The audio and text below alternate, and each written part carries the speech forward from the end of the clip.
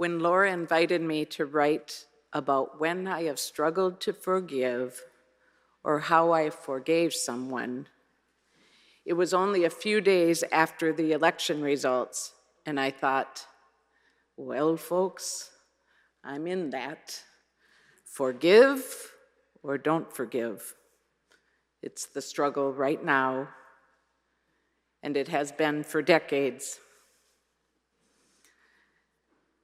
I did contemplate writing about experiences of forgiveness in relational rifts or actions I've done that weren't my best self, or things I've said that were hurtful and times that I said I was sorry. I remembered going to church to go to confession as a child in our little Catholic church.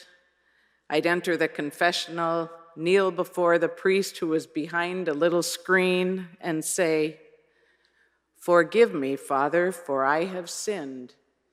It has been 3 weeks or 3 months since my last confession."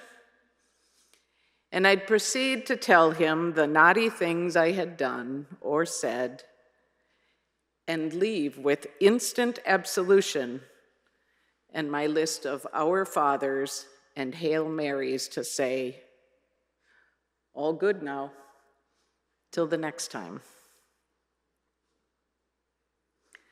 But with Laura's question, the one that came to mind in light of the elections wasn't so simple.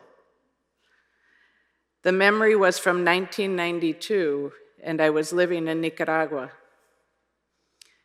Nicaragua was and still is the second poorest country in the Southern Hemisphere. Nicaragua, like many countries, was impoverished and continues to be by years of exploitation, occupation, and oppression by the US and other countries. What came to mind was the moment when I recognized who I am, my family, my ancestors. We were gathered at a retreat center outside of Managua with other North Americans who formed an ecumenical group living and working in Nicaragua. We had come together for a time of study and conversation around the 500 years of Columbus's invasion of the Americas.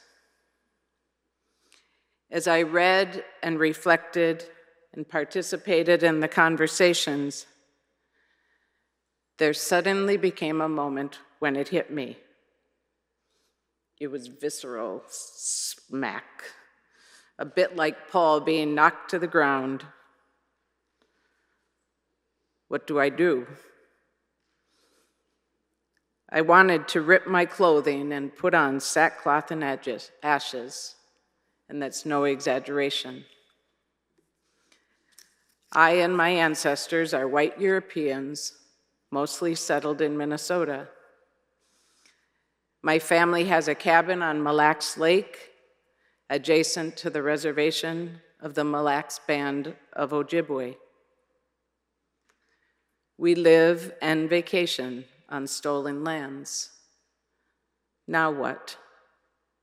What does this recognition mean? How do I help my own family see and understand? How do I or anyone ask for forgiveness for such harms and the continual harms? How do we correct this? And now, look where we are. I wish it were as simple as kneeling in a confessional and telling Father how long it has been since my last confession, revealing to him my transgressions and kneeling in the pew afterwards to recite my 10 Our Fathers and Hail Marys and walk out of church with a clean slate. But it's not. I can't just say I am sorry, say my prayers, and think that the work that I do makes up for the centuries of sins and transgressions of my ancestors and their ancestors, of the Catholic Church and the many religious institutions of the past and present. So often in the days leading up to the elections, I was tempted to post on Facebook, "Forgive them, Father, for they know not what they do." But I never did, because 532 years later,